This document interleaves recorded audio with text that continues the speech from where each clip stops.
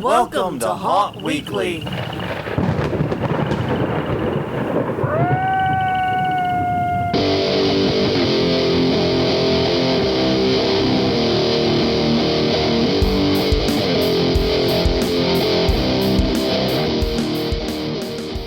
Hello, everyone. I'm Jonathan. I'm Crystal. And this is Haunt Weekly, a weekly podcast for the haunted attraction haunted entertainment community.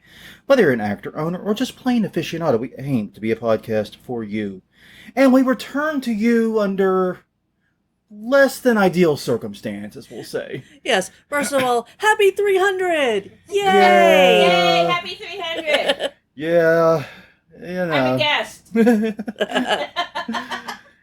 Yeah, we'll get into all that in a minute, but definitely do take a moment, keep up to date on us, because if you've been following our social medias, you know the past few days have been pretty interesting. Yeah. You can catch up on what's going on at hauntweekly.com or Haunt Weekly on Twitter, Haunt Weekly on Facebook, youtube.com/hauntweekly is the YouTube channel. You can find us at iTunes, Google Play, Stitcher, Spotify, wherever you get your podcasts from. And hopefully at some point in the not too distant future, we'll be back to doing live recordings on Sundays at 8 p.m. Central Time, 9 p.m. Eastern. But that one, we're going to, like I said, we're getting into all that. Yeah. There's a lot here. All right, so here's the thing. Yeah. This is quite obviously not the episode 300 we wanted to record. It is not. The pre-show didn't even happen. No, everything got royally fuckered by one bitch named Ida. Yes.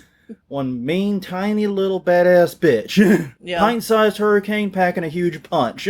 Yeah. Coming our way. And, okay, first things first, everyone's safe. Yes. We are fine. Damage to property is extremely minimal. I have to pop a couple pieces of vinyl siding back, which means, yay, ladder! Yeah. My favorite thing. At least it's not ladder with windy storm. That is true. That is true. But we have access to limited power. Our neighbor, we swap services with our neighbor. Our neighbor needs our Wi-Fi, and we have internet that still works. Yeah. Because Southland. Yay! Amazing stuff. Yes. Really, really amazing. But yeah, we have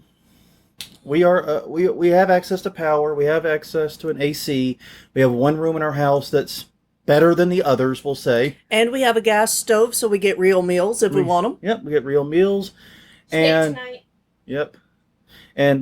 But the problem with all that is you might have noticed our setup is worse than usual. Yeah. For one, you probably will, no matter how much editing I try to do, you'll hear the hum of the AC in the background. There's not crap I can do about it. I'm sorry, we're not turning that fucker off. You can go to hell. No. You can deal with the hum. Yeah.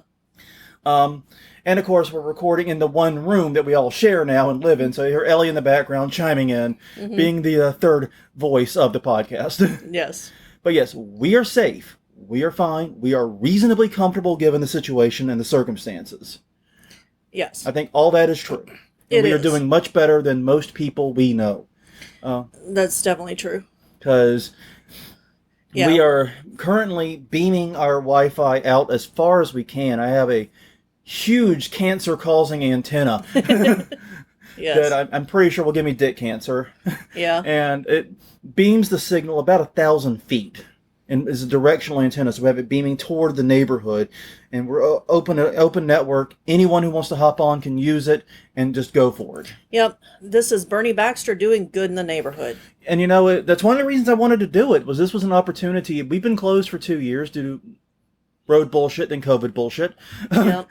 This was our chance to get our names back in front of our neighborhood again. I saw an opportunity, and damn it, I took it. But yeah, we are fine, but we are, like I said, recording under less than ideal circumstances. This is not the podcast we wanted to do. We had a great panel coming up. It was going to be awesome. Yeah, but... So basically things are postponed. Yeah. We are still going to do awesome things for the 300th episode. We'll just do like a 300 plus 4 or whatever. We'll just call it 300 plus 4 special. Exactly. We're going to spread it out instead of trying to cram it all in one weekend. Yeah. Which was a bit much anyway, honestly. I don't know how we were going to pull it off. But anyways, I am super excited to be here. Super happy to be recording. Super happy we're able to get this out over our functioning Wi-Fi. Yes. That no one else has. Right? So yeah, very excited about it. And overall, I mean, like I said, it's frustrating. It's hot. We're stupid from heat. Yeah. But it is largely that it's largely the best it can be for us right now, and probably even a little bit better than should be for us, for honest. The only worry we have right now is there was catastrophic damage to the power grid. I'm not going to get too much into, like, the storm largely avoided hitting New Orleans directly. Yeah. It kind of went around us. It kind of like skirted the edge. But unfortunately passed to the west of us, and that is where the power station is. And with it, it took down all of the transmission lines that get power from the station to the city. Right. So we realistically do not know what we're looking at for an ETA on getting power restored. If it's going to go longer than about a week, we will probably evacuate to somewhere else, simply because we can't be without reliable electricity that long. Exactly. I have work I have to do. I have, I'm already planning on this being like a vacation week for my job, unplanned vacation. Yeah. But yeah, we need to get into a place where we can be set up, be functioning, and hopefully be a little more comfortable too. So, but like I said, we'll know more in a few days about the power situation. I have a feeling we're going to find that out in drips and drabs over the next week. Yeah, so you may hear the next recording from a different location. And I'm just going to say real quick, double eyewall does not equal double rainbow. Double rainbow's much better. Yeah, double rainbow is awesome. Double eyewall was just stupid. Yeah. And the thing is, was such a tiny storm in diameter. That's why it had to do twice the power. It had to double it up. It's like being attacked by a 3-foot strong man. Anyways, so since we are not able to do the podcast we wanted to do for the 300th, it is still technically a news week. And so what we're going to do is we're just going to do the news as per normal. Yeah. And I guess we're just going to have to kick it off. We're going to skip conference reminders this week, though. Yeah, because we got a lot to go into. Go ahead. Right, but we do want to keep in mind Legendary Haunt Tour was supposed to come to New Orleans. We've looked on social media for any information about the local haunts and have not seen anything yet. So just to be aware, that may be changing. Yeah, we pulled up the Facebook profiles of everyone we know that works at these haunts, and the Facebook pages of the haunts themselves. No one has updates. Right. And it's kind of weird. I know that I don't expect them to like reach out to me and tell me what's up, but usually I can expect they would post some kind of statement publicly about damage, especially given that I know New Orleans Nightmare and Mortuary, I think they both opened technically in 3 weeks. Exactly. That's really soon. That's very soon. That's the first estimate we heard about how long it's going to take to get power back. So if they have damage and no power, there's no way to open on time. So we've not heard anything from any of the area haunts. No. Just letting you know. We will post on the Facebook page, facebook.com/hauntweekly, if we hear things, and we'll share their post out. But yeah, I have no idea what's going on with the area haunts. Our haunt did not take any damage. Our haunt is fine. Oh, well, not technically true. That's not true. We lost a piece of roofing on the queue line. Because we were dumbasses. Well, we didn't know better. It's the first. That was the first roof we built. Yeah, we knew better. We just were dumbasses. We didn't properly handle the overhang portion, and it wouldn't got anything. But it only took one piece, and frankly, I'll take that win any day. Oh yeah. Because I mean, we can put another one back on top, screw it down, because it didn't shear any of the screws. No. The plastic itself broke. Right. So we can easily fix that. We also have a little bit of vinyl siding on the house. Like I said, need to pop back in. And we have a tree on the property that is listing very interestingly right now. Yeah. I don't know if it's on our property or the neighbor's, because it's right at the back fence. And I have to turn... We didn't plant it. We didn't plant it. It was here when we got the house. And that house has been sold since it came up. Yeah. So I have no idea. I'd have to look at surveys to see where the property line is on that. I think it may literally straddle the property line. I think it does. But most of it right now is leaning right over our garage. If it decides to come down. And the rainstorms that are planned for the rest of our week. I don't think it's any danger of imminently falling, because not even any branches broke off. It just got partially uprooted. Yeah. But we're hoping to get some disaster assistance or tap our homeowners insurance, which we paid them goddamn enough money over the years. They should at least take care of one thing for us, the bastards. They sent me an email, with a file a claim online, so maybe we'll do that tomorrow. Yeet the tree. Mm-hmm. Yeah, it's a big fucking tree, too. And it was amazing because, we didn't get winds here, locally, as high as we did during Zeta. Right.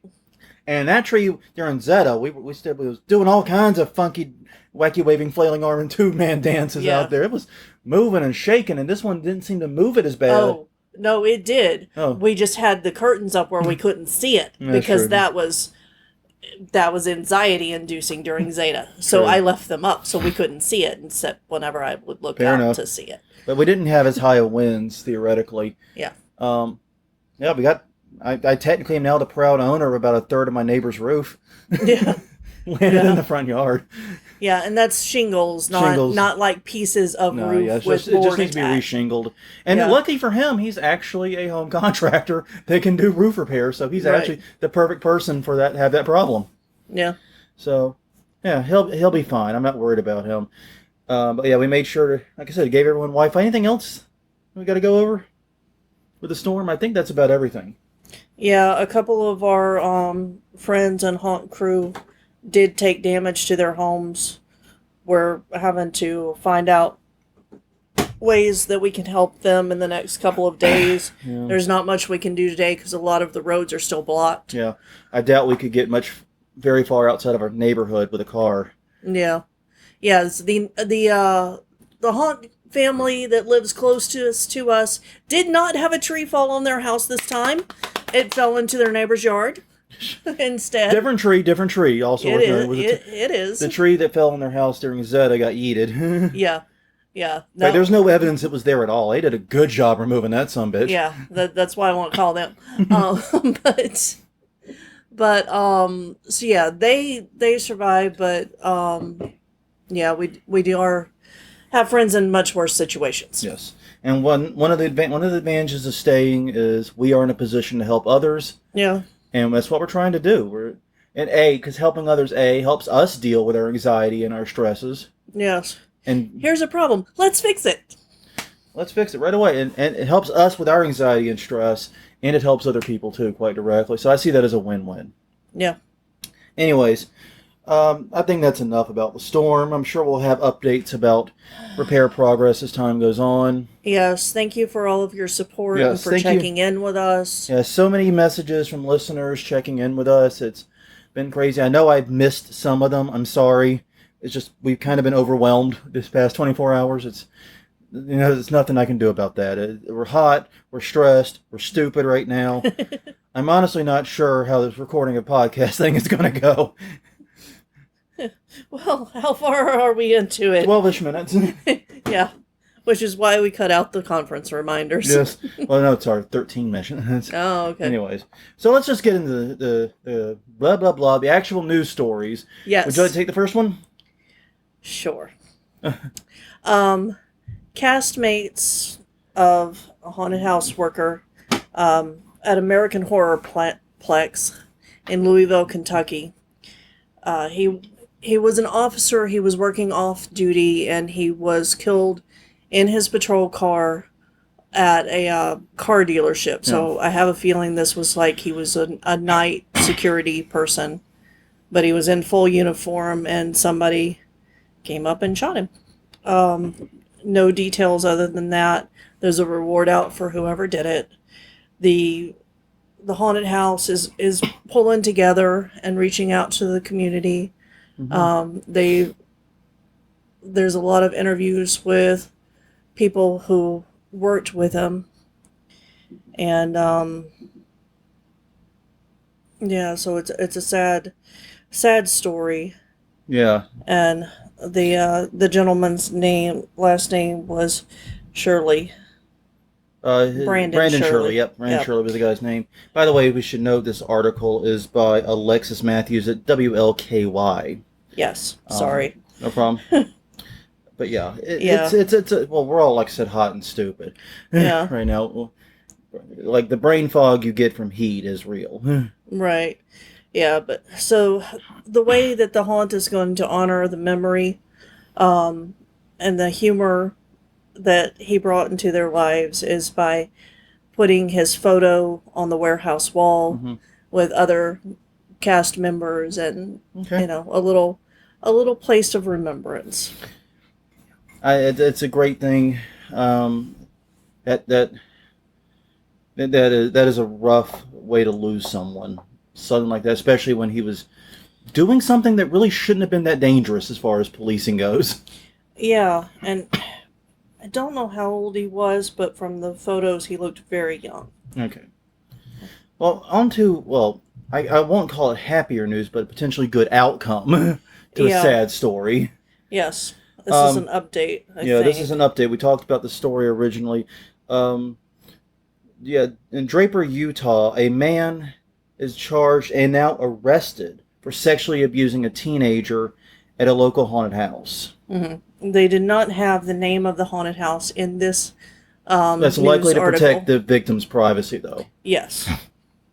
Yeah. And this is by Craig Proffer at ABC4. Yes. But basically, 33-year-old Sean Derrick has been charged for 3 counts of forcible sexual abuse. I almost said formal sexual abuse, like there's an informal kind. A forcible sexual abuse and 1 account of dealing in harmful material to a minor. Basically, he worked with a minor, 14-year-old girl, and in addition to touching her appropriately while there, right, also sent explicit photos to her. Yeah. Yeah, so it's... I'm not sure how much of the touching went on at the haunted house. It was unclear because she did go to his house for other matters. And yeah, it's a terrible situation. I feel for the victim. And I'm glad he's finally arrested. I'm glad that hopefully some kind of justice is going to be done here, and hopefully. Yes, and this is just a reminder to haunt owners to try to watch who you put to work with younger actors. If you're using younger actors, or just in general, make sure that it's a good fit and there's not creepsters. And it's also a reminder of haunts, cameras. Yeah. Everywhere. Yes, cameras, definitely. Way to report people. Yeah. Including anonymous ways so that if, someone is victimized and they feel that they can't come to you directly, that there is a way they can still report it and feel safe. And it's especially important if you have minor actors. Yeah. Yeah. Because, like I said, there seems to be a positive ending coming to this. Yeah. Which is the good news, but yeah, it's still a tragedy that it happened in the first place. It is. Okay, next up. Next up. This, first I saw this at Lost Souls Haunted Bus Tour. Shout out to Japes. He also gave me a screenshot of the actual announcement that Statesville Prison is having its final season this year. Mm-hmm. It's season 21 for them. They've been 20 years at the current location and their current set. It's put on by Zombie Army, and they have purchased the attraction. Yep. That has been confirmed, and they're really excited about the new direction that it's going to take. Yeah, this is like Zombie Army is, of course, super famous throughout the haunt industry, and Statesville was always kind of the weird one. Yeah, and that they managed it and operated it, right, but did not own it. Hell's Gate, they've owned and operated, right, from day one. But Statesville, they operated but did not own. Yes. Now they own it. Yes. And this will be the last. They've confirmed to be the last at this location. Now it's unclear what will happen next year. Right. Whether they'll move it. But if you know anything about John LaFlamboy, you know that he's got plans. Oh, God. So.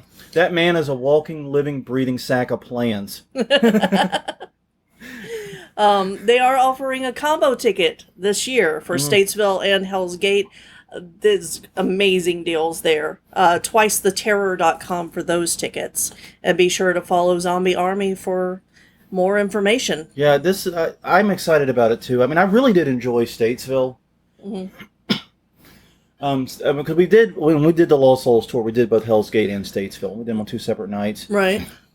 And Statesville, you could tell that this was it was an amazing haunt. Everyone did a great job. Yeah. But you could tell that Hell's Gate was the haunt John LaFlamboy wanted to build. Right. That was his master vision. And Statesville was trying to get as much of that master vision as possible in that setting, in that environment. Yeah.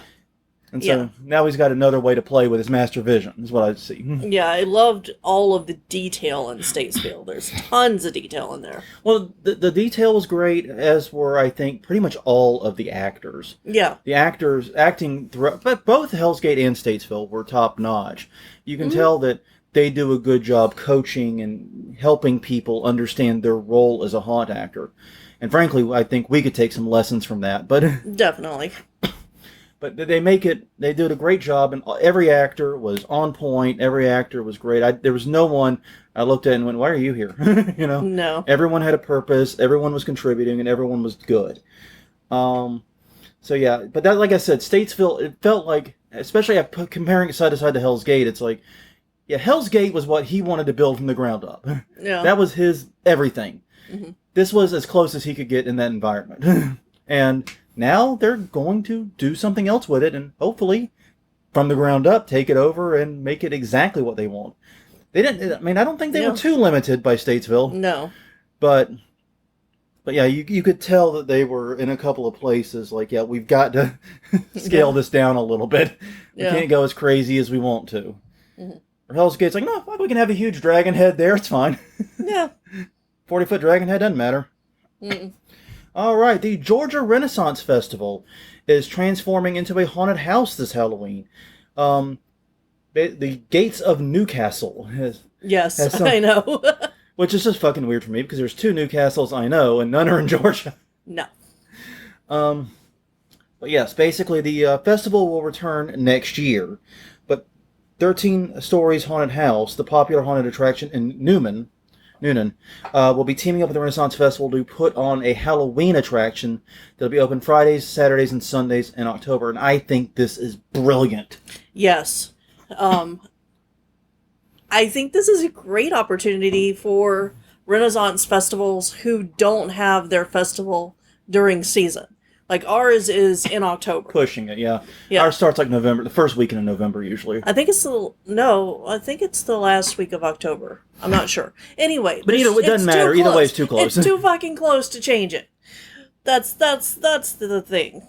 But for those of are totally opposite seasons, this would be a great. And that's going to be true of a lot of northern Renaissance festivals because their season's going to be more summer, more spring, summer, or in the southern half of the United States, it's usually fall, winter. Yeah, and the thing about Renaissance festivals is they've already got trails and stuff and buildings, and so all you've got to do is decorate it a little bit. You don't have to dig out new trails. No. So make it a trail haunt and send people on their happy way. Yeah. I think that can work for just about any Renfest. I know I really do wish Louisiana Renfest could do this, and I know they can't because they've got that perfect trail around the lake. Exactly. And it's the perfect length for a haunted trail because you can walk it in about 15-ish minutes. Right. 15, 20-ish minutes, you can walk it. And all you got to do is take what you got and embellish it and hire some actors and have a go of it. Mm-hmm. They've already got the infrastructure for taking tickets and selling tickets and all that stuff. It seems like, you're basically half a beat away from a haunted attraction anyway. Yeah, exactly. Why not go all in? And you know that the people who work there normally and hang out there like costumes, so... Well, and the thing is, most Renfest sites, the property just sits there doing screw all 11 months out of the year. Yeah. Like a haunted house. Yeah, unless they have LARPing.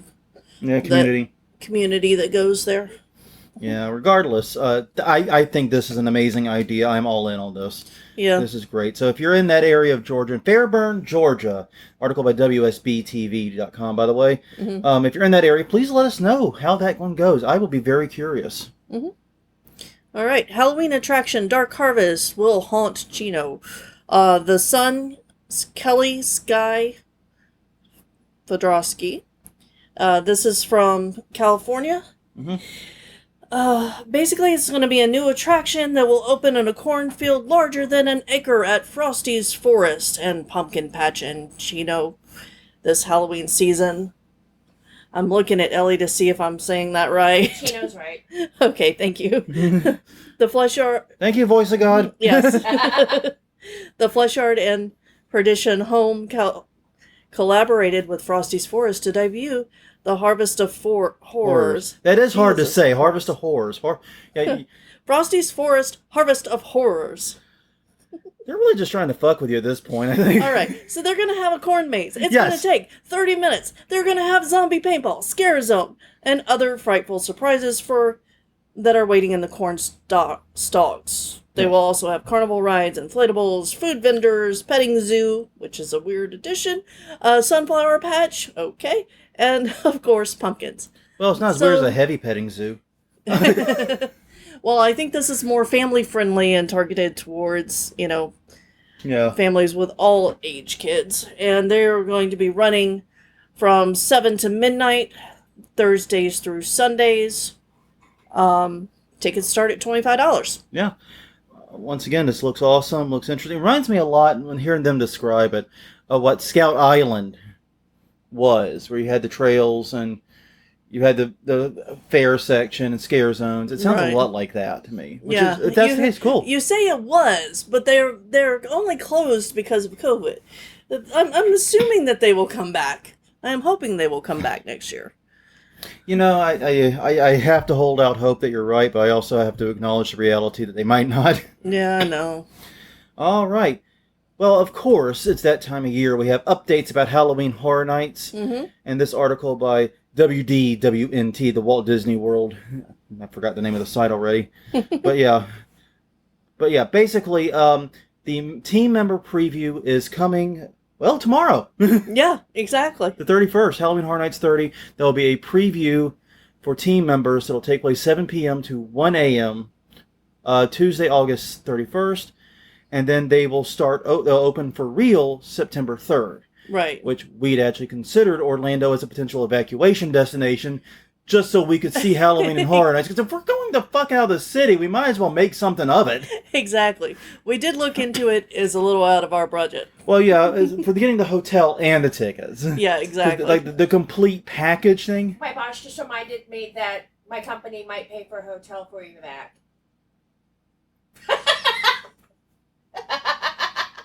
All right, we're going to have a drink on this one. Yeah. All right. So other news, and this came out of this was linked from this article, but not part of it. They are doing an HHN Icons Captured, where terrifying characters from the last 30 years are going to be in one house, because, HHN's got the different houses. Yep. And they've got a new store. Yeah, 30 Years of Terror store. Yeah. So yeah, I mean, that's a lot of good reasons. Like I said, when we were talking about if it's going to be 3 weeks, we've got to go somewhere else. We can't be here. And we've been mapping all the likely destinations. Yeah. And Crystal's like, just go to Orlando. Like, they're saying that it's this price, and that's not bad. But then I actually put it in for the 4 nights, and it was like, oh, okay. Yeah. It's a little steep to do the all-in package that they were offering. Yeah. I'm pretty sure we could get a different hotel and buy just regular tickets. Yeah, and I'm curious about the daytime behind the scenes at HHN this year that they're offering with that all-in. Yeah. But yeah, they're offering a lot here. So yeah, but no, this looks awesome, and I'm now whenever we start dealing with this kind of HHN news, it starts to feel like haunt season to me. Yeah. This is the canary, the bluebird, the morning bird waking me up that haunt season is starting, Yes. Anyways. All right. There is going to be a major shakeup coming to popular haunted attraction in Hudson Valley. This is from just WPDH in Ulster Park, New York. Ulster Park, you might know what's there. In 2020... I think it's the only thing in Ulster Park. Yeah. I don't know much about Ulster Park, but I only know one thing, and I do know one thing. Yeah, so the Headless Horseman Hayride is what's there. And in 2020, they replaced it with a drive-through. And this year, they are replacing it with a walking trail. The Haunting of Pumpkin Jack, they write. Our Hayride will be replaced with walking trails. Yeah. And there are 6 haunted houses to explore. So bring your walking shoes. Yes. How early do they open? Do they open where we can get to them in the next week? I don't think I so. don't think so, but the haunted houses that they're going to be opening are the Lunar Motel, Nightshade, Glutton's Diner, Horseman's Tomb, Bloodthirsty, and Bloodraven Manor. Plus, extra walkthrough experiences of Swamp Shack and the Dark Harvest Corn Maze. Yeah, I was thinking about this as I was reading this article. Mm-hmm. Of all the types of haunted attractions to operate during COVID, Uh-huh. a hayride has to be the worst of the worst. Because it's the only type of haunted attraction that guarantees you're sitting in close proximity to other humans for an extended period of time. Right.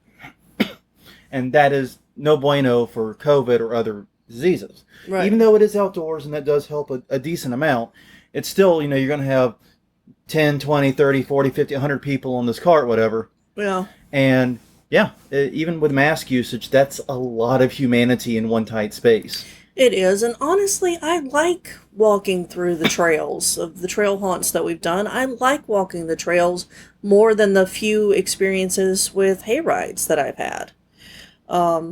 Doesn't mean that I wouldn't do it, because I still want to go and see everything. But I like the idea of changing this into a walking tour. Yeah, the advantage of a walking tour to me is you get to set your own pace. Exactly. And you don't have to deal with the driver, Mm-hmm. and how, what pace they're setting for you. You get to justify and take it however you want to take it. Yeah. And it's more choose your own adventure that way to me. Exactly. You get time to look at all of the decorations and, I like that idea better. Maybe I just like having my own agency in that. I think you like having your own agency with that. Yeah. And also, this is not like the Rise Haunted Hayride that they have is a great attraction. Absolutely do recommend. But I noticed, as in the nature of the attraction, there's this huge buffer between you and the scares. Yeah. And that makes it very difficult to get truly startled, truly impacted by it. Even when they board the hayride itself, when they board the attraction, they board it, it still feels very safe. It feels like riding a roller coaster. Or riding a ride and seeing things happen around you but not to you. Yeah. Well, see, what I was going to liken it to, and I know you haven't been to Disney World, so this is a reference you won't get, it reminds me of the Great Movie Ride.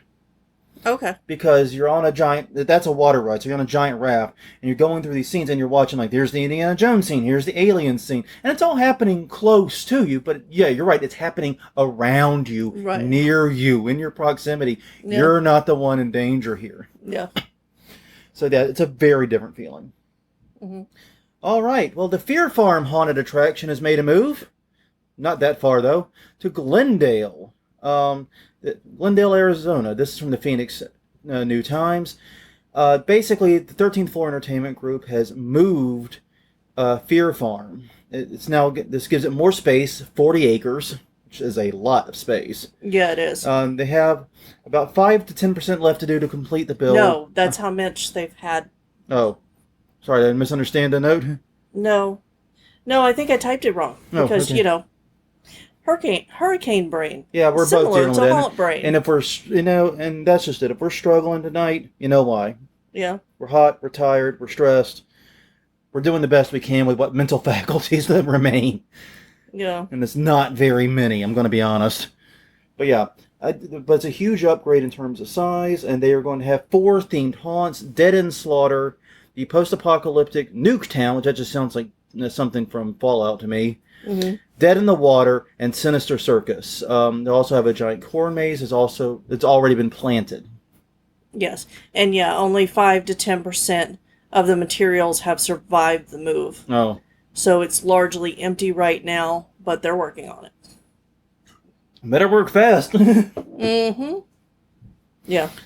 All right. Thank you for the clarification. No problem. Okay, your turn. All right. Spooks, Frights, and Scares at the Blue Ridge Nightmares haunted attraction coming this fall to Roanoke Valley News. This is by Kim Yonick in Virginia.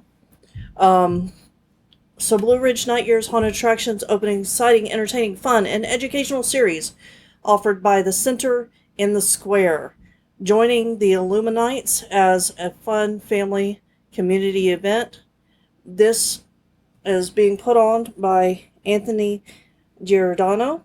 He's the owner and has a Hollywood background and is promising an experience of walking into a horror movie history, looking at the video of him in it where they interviewed him. It definitely looks like, it's going to be a really quality build. And they're hiding history from Roanoke in the haunted house. And all the proceeds are going to go to help support of the work of the Center in the Square. Have you found it? You skipped. Yeah, okay, got it. I skipped. Yeah. All right, then. Moving on. Since I'm the idiot here, no big surprise there, honestly. We were talking about haunted hayrides earlier, before we had to go back and get the article I skipped. Right. I do that semi-regularly. I don't know why I do that. I don't know either. Anyways, in the... Basically, the article is entitled, One Capital Region Haunt is Bringing the Hayride Back, Others Remain Hopeful. And it talks about various hayrides in the capital area, or in some cases a little bit outside of it. Field of Horrors is yet to announce their opening date, but has explained we're not planning to have the hayride. We have a new attraction this year, made many improvements to it. Night Terrors says they are hopeful to bring back the hayride, but they're still uncertain. And of course, we know about others having already nixed it in favor of Headless Horseman, nixing it in favor of a trail, of a walking trail.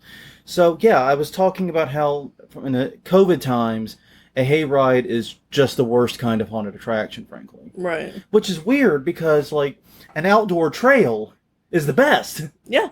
Easy to social distance. You're outdoors the whole time. It's pretty much perfect, but once you take all those people and shove them in a tiny car, you lose a lot of that perfection. And so I think that's a natural transition. And honestly, like you said, I much prefer walking ones. Even my lazy ass. You are not as lazy as me, but that's okay. Anyways. Okay, next up, 13th Floor reveals 2 new attractions and offers a steep discount for pre-sale tickets. So if you are in the San Antonio, Texas area... get on it. Yes, exactly. It's a 50% discount right now, $13.99 instead of $29.99. And this is by... Better than a 50% discount. Exactly. Better than. Yes. Marie Claire Patton at KSAT. But yes, these started recently because I didn't put the actual date. It just says this Wednesday. It could be any Wednesday in the past month, but they are on sale now. This season there will be 2 new attractions, including the Doll Maker and Bad Blood.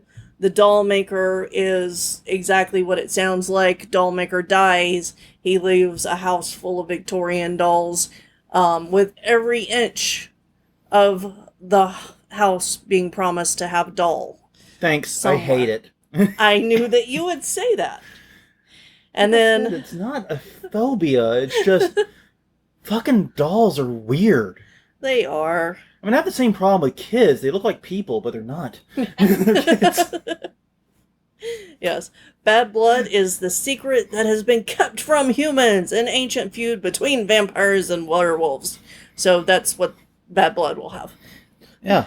Sounds interesting. Okay, moving on. Owensboro lands Fear Expo in the time where so many haunted attraction conferences are going virtual or shutting down or skipping years or whatnot. Fear Expo is planning to launch an in-person one. They were virtual this year. Right. And I don't want to get into the whole thing, but obviously if you're a member of Haunters Hangout and other groups, you know that it wasn't the swimming. Didn't go swimmingly. We'll just say that. Yeah. The launch went less than ideal. But Doug Sheldon, who owns The Haunt in Grand Rapids, Michigan, said that he is going to bring it to Owensboro Convention Center January 21st to the 23rd. It's the largest convention and trade show that city has seen. Yes, they're expecting 4,000 people. The only problem with that is the whole town only has 1,400 hotel rooms. They're hoping that it's mostly families that will be sharing rooms. Or at least haunt families. Yeah. You know? Because I could see like bringing the haunt family to a conference and sharing a room. Yeah. That'd be a cool thing to do. Mm-hmm. But they're going to be offering classes, hands-on workshops, a vendor showcase, haunt tours, a costume ball. Basically, it's all the stuff we cover in the conference reminders when we do those. Exactly. So yeah, it seems like it's a pretty straightforward deal, but it's a very big deal for this city that, frankly, doesn't get a lot of convention business. Exactly. And by the way, the photos of the convention center, it's a beautiful convention center. Mm-hmm. It's gorgeous. I mean, it's gorgeous, but yeah. So yeah, basically... they are asking about corporate dinners and restaurants and bars and other special activities they can do in the community. And that's one of the great things about conferences. We've seen this in New Orleans a ton. Mm-hmm. There are restaurants in this city, some very, very good restaurants, I'll even add that only exist because they're near the convention center and they can get that yummy, yummy convention dollar. Yeah. And we're to our last two stories. Yeah. This one's just kind of fun and interesting. A YouTuber has tested out the burn ability of different fire insulation materials, and the difference is stark. Oh, God, it really is. I watched the video. The YouTuber in question, basically what he did is he did a makeshift wall. Yeah. Basically took a bookcase with proper wood, turned it on its side, and filled each of the shelves. Mm-hmm. With a different type of insulation, just to see how they would respond. Right. And some of them went up scary fast. Yeah. Like the first one, the non-flame retardant great stuff. Mm-hmm. Whew. That went bad. So we're glad that we got rid of those walls? Yeah. Yeah. Very glad. It was ugly. And what was scary about that one, and watching it, was that, he lit it on fire, and it burned really good for a few seconds, visibly. Mm-hmm. And he went on, he was checking on the others. And then he came back and he poked a hole in it and realized, the fire had stopped where you could see it. Yeah. But the inside of it was burning. Yeah. That is terrifying. Yeah. And one of the haunt cons that I went to, a fire safety talked about how great stuff is basically has its own fuel built in to flammable material. Fuel and air. It's fuel and air melt. Yes. It's like rocket. Basically, that's like a rocket. Yeah. You just have the fuel and the air already in one place. Exactly. You light it and it goes, even if you don't see it. And that is really dangerous part of it. But this is a great demonstration to go and check out, so that you can know what building materials are right for you. Yeah, it was actually it was a short obviously video. Follow your obviously fire blah, blah, codes. blah, building codes and fire code and all that. But it's a very interesting, and it points to why we have to take these things seriously, especially because you have to remember, normally these walls would be covered up by drywall or paneling or something. Yeah. Would be going over it. So if a fire is starting, fires will commonly start because of overheated wires. Yeah. And so if a wire overheats, and the wire just could get worn, it could have problems. It might not be that you overloaded it. If a rat got in there and took a little out of it, it could cause the wire to overheat. Mm-hmm. And that's no bueno, and that's bad. Yeah. For some of these types of insulation, it's bad. For some of these insulations, it's way worse. Yeah, so I think that, this is really good, especially for home hunters. Yeah. Who may not have to deal with their fire marshals. Yeah. To watch. All right, and our last story actually comes from crack.com. It's called How the Potato Famine and the Great Depression Gave Birth to Haunted Houses, Trick-or-Treating, and Halloween as we know it today. Now, I'm going to be blunt and say, and I know it's not the author's fault, but history has blamed the Irish for this, apparently. Yeah. And basically said a lot of probably not true and very cruel things about Irish people. Because apparently, according to what is considered popular history on this, it's because Irish were really into Halloween and really into doing pranks on Halloween. Yeah. And these pranks apparently kept escalating over time until in the Great Depression, it's like, oh, Jesus, we got to think of something for all these kids to do. Yeah, and this is definitely an interesting read and definitely a possible future topic for us to spend a whole hour on. Yeah. Because this article just lit my brain. It's like, oh, wow, I didn't know that. Yeah. And basically the first haunts began, what we would think of as haunted houses began during the Great Depression, but they were pretty much as home haunts, just trying to give people a place to go and act in and be spooked in. And the whole point was supposedly to let them spend that youthful vigor and energy somewhere. Yeah. Because that's a thing, right? Try to direct it to being afraid instead of, damaging property or literally bringing a headless corpse out onto a campus dorm and putting it in front of the door. Everyone celebrates Halloween in their own way. Yeah. Some people build haunted houses, other people drag headless corpses around, Yeah, it's just a thing. exactly. It's just a thing. Some are fake, some are real. Yeah. The article also does mention, though, that most of what we think of as haunted houses comes from Disney's Haunted Mansion and the various effects used in there. Right. They call it the Phantasmagoria, which if you listen to our episode about Pepper's Ghost, that was the original name for that illusion. Right. But yeah, so yeah, it's interesting to see that haunted houses and scare houses started in the 60s, but the Haunted Mansion quite predictably laid the groundwork for what a modern haunt would be like, and the effects and the things you would expect to find in it. Right, exactly. And so it's a very interesting read. It's definitely one of those you have to read the article. Encourage you to hop on and check it out. Like I said, it's at crack.com. But yeah, other than we blame the Irish for everything. Yeah. It's a very interesting history and a very good look at the origins of Halloween. Yeah, and why people tried to push people into haunted houses instead of letting them... And trick-or-treating and other activities, yeah. Yes, they called it a purge-like night previously. Previous to haunted houses. You didn't know you were doing that much good for the community by keeping these kids from Think about destroying property. If you run a haunted house, every teenager that goes through your haunt probably isn't out doing something worse. Well, I don't want to say that, but... Yeah, why not both? No, why not? Yeah. Well, I guess some of those kids have that youthful energy. I don't. No. Screw that. That's because we're old. That's because we're old fogies. Mm-hmm. And we're also hot and stupid right now. Yeah. So yeah, I think that's all we have this week. We're planning on recording as normal next week. Seriously doubt there will be a live recording next week. Yeah, and I doubt that we will start the 300th celebration either. For a while. We'll probably just do another ordinary episode and keep moving from there. But yeah, it's things are up in the air for us right now. We don't know what physical location we'll actually be in. Right.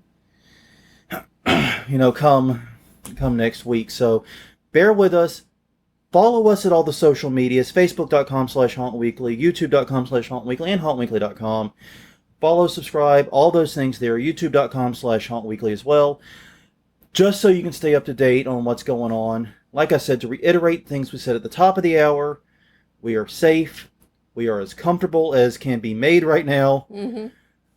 We're very nervous about 3 weeks without power, and we'll probably evacuate before that, if it does really come to that. But we are optimistic after hearing some new reports that maybe things will be done sooner. But yes, we are fine. Please do not worry about us. We thank you for checking in on us. We thank you for caring about us, and we thank you for keeping us in your thoughts while the storm raged and in the aftermath. It means a lot to know that so many of you care enough about us to do that. That's really incredible. And yes, it's very touching and very surprising at the same time. Mm-hmm. So thank you. Well, on that note, everyone, I already did the outro. Go to all those places, subscribe. You got it. You're not getting it twice. I'm too hot and tired. Screw it. But definitely do check us out. And until next time, I'm Jonathan. I'm Crystal. And we will see you all next week for episode 301, where we'll be who knows where, talking about who knows what. It's an adventure. We'll see you all then.